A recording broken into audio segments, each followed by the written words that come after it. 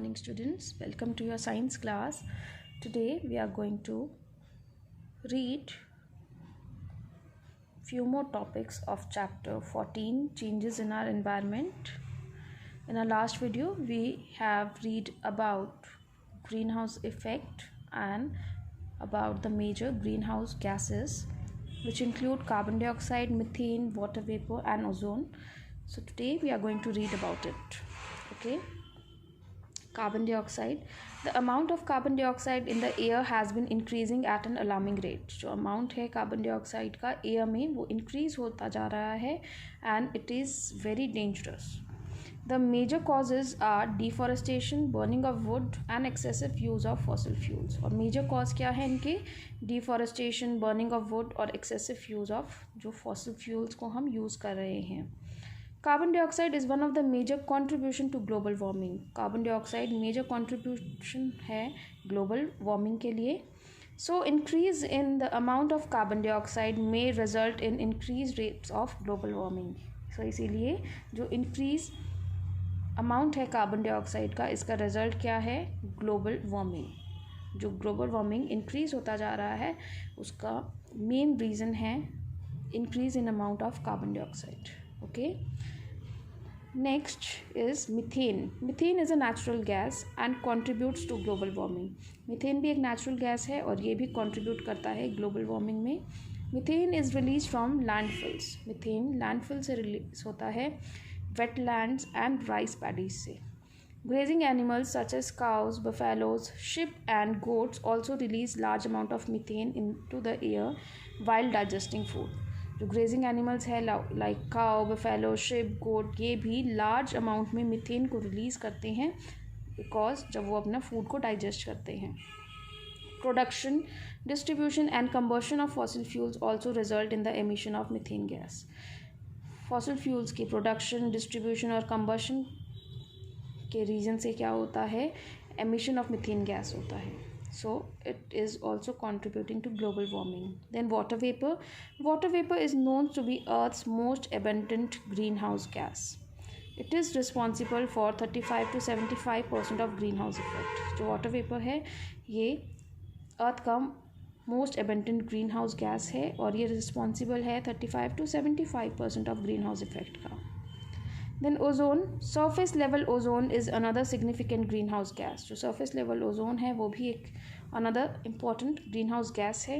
Urbanization and industrialization are the major causes of increase in the amount of ozone in the air. And because of urbanization and industrialization, जो factories लग रही हैं और जो cities बनती जा रही हैं वो ही main reason है किसका? ozone का increase होना in the air. Okay. How can we help prevent pollution? हम किस तरह से पॉल्यूशन को प्रिवेंट कर सकते हैं? Village panchayat, municipalities and municipal corporation are the main civic agencies which are responsible for disposing of the garbage produced by us daily. Village panchayat, municipalities और municipal corporation ही रिस्पॉन्सिबल है गार्बेज को डिस्पोज करने के लिए जो हम डेली प्रोड्यूस कर रहे हैं. On our part we must try to keep our villages, towns and cities clean. और हमें अपने पार्ट में क्या ट्राई करना चाहिए? विलेजेस, टाउन्स और सिटीज़ को क्लीन रखने की ट्राई करनी चाहिए. We must try to reduce pollution. और हमें ट्राई करना चाहिए पॉल्यूशन को रिड्यूस करने के लिए. Segregate waste. Collect biodegradable and non biodegradable waste in separate waste bins. कि हमें जो बायोडिग्रेडेबल वेस्ट और नॉन बायोडिग्रेडेबल वेस्ट है उनको डिफरेंट बिन्स में, डस्टबिन्स में कलेक्ट करना चाहिए. You can also make a small pit in your backyard and dispose the biodegradable waste there. और हम अपना एक small pit भी बना सकते हैं backyard में, okay? और उसमें dispose कर सकते हैं biodegradable waste को. This waste will decompose और rot. ये जो waste है ये decompose हो जाएगा या rot हो जाएगा और ये convert हो जाएगा manure में. Use environment friendly products. Environment friendly products क्या होते हैं? Use biodegradable products like cloth bag. Cloth bag हमें यूज़ करना चाहिए बिकॉज वो बायोडिग्रेडेबल प्रोडक्ट है. Avoid use of plastic bags. हमें प्लास्टिक बैग्स का यूज़ नहीं करना चाहिए बिकॉज वो नॉन बायोडिग्रेडेबल है और हमारे एनवायरनमेंट के लिए बहुत ही हार्मफुल है. Do not litter. Litter means throw. When you go out, do not throw scrap food. जब आप बाहर जाते हो तो आपको जो स्क्रैप फूड है उसको थ्रो नहीं करना चाहिए. Empty water bottles और food wraps on the road. Empty water bottles, scrap food, food wraps हमें रोड पे थ्रो नहीं करने चाहिए. Take the waste home and throw it in the bins if there are no garbage bins on the way. अगर आपको रास्ते में कोई भी garbage bins नहीं मिलता तो उसे आपको अपने वेस्ट को होम लेके जाना चाहिए और होम में डस्टबिन में थ्रो करना चाहिए.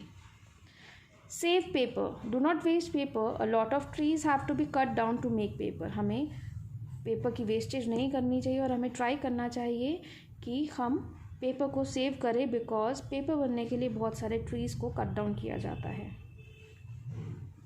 Save plants. Grow as many plants as you can. आपको ट्राई करनी चाहिए ज़्यादा से ज़्यादा प्लांट्स ग्रो करने के लिए. Plants give you shade, food etcetera. They also take in carbon dioxide and release oxygen. जो प्लांट्स होते हैं वो आपको शेड देते हैं, फूड देते हैं और वो कार्बन डाइऑक्साइड भी टेक इन करते हैं और ऑक्सीजन रिलीज करते हैं. Every year, July 1 is observed as the Van Mahotsav Day. On this day, trees are planted on a large scale. 1 जुलाई को वन महोत्सव डे सेलिब्रेट किया जाता है और इस दिन लार्ज नंबर में, लार्ज स्केल में ट्रीज़ को प्लांट किया जाता है. Save fuel.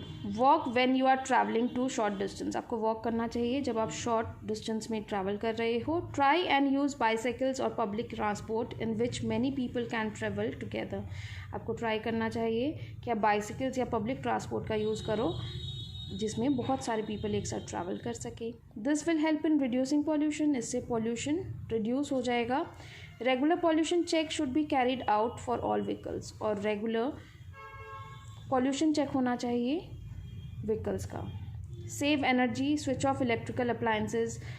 जो extra electrical appliances like light, fan, TV, music system, computer जो रन होता है उसे हमें ऑफ कर देना चाहिए when not in use. By doing this you can save electricity. और इस तरह से हम इलेक्ट्रिसिटी सेव कर सकते हैं. Reduce, reuse and recycle. These are the 3 R's. आपको वेस्ट को रिड्यूस करना चाहिए, रीयूज़ करना चाहिए एंड रिसाइकिल करना चाहिए. Okay, now let us read about facts. In Delhi some major steps have been taken to check air pollution. Air pollution को check करने के लिए कुछ मेजर स्टेप्स लिए हैं गवर्नमेंट ने. Catalytic converters have been made compulsory in car. Catalytic converters होते हैं जिन्हें कार में कंपल्सरी कर दिया गया है. These converters change harmful gases into harmless one. और ये क्या करती हैं, हार्मफुल गैसेस को हार्मलेस गैसेस में कन्वर्ट करती है. All buses now run on non polluting CNG. जितने भी बसेज हैं वो नॉन पॉल्यूटिंग CNG में रन करते हैं. CNG means compressed natural gas. All commercial vehicles that are more than 15 years old are not allowed to run on roads. जितने भी commercial vehicles हैं जो 15 year old हो चुके हैं उन्हें रोड पे रन करना अलाउ नहीं है. Reduce your needs. Do not buy things that you do not need. Do not accumulate more things than you need. आपको अपने जो हमने 3 R's अभी रीड करे थे, that is reduce your needs. आपको अपने नीड्स को रिड्यूस करना चाहिए. जिस चीज़ की आपको नीड नहीं है वो आपको कभी भी परचेज़ नहीं करना चाहिए. जितना आपको नीड है उतना ही आपको परचेज करना चाहिए. The more things you have the more waste you produce. जितना आपके पास थिंग्स होंगे उतने ही आप वेस्ट प्रोड्यूस करोगे.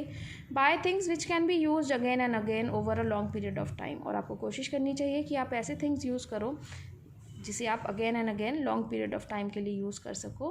Avoid disposable things which have to be thrown away after every use. और आपको अवॉइड करना चाहिए डिस्पोजल थिंग्स को जिसे आप थ्रो कर देते हो आफ्टर एवरी यूज़.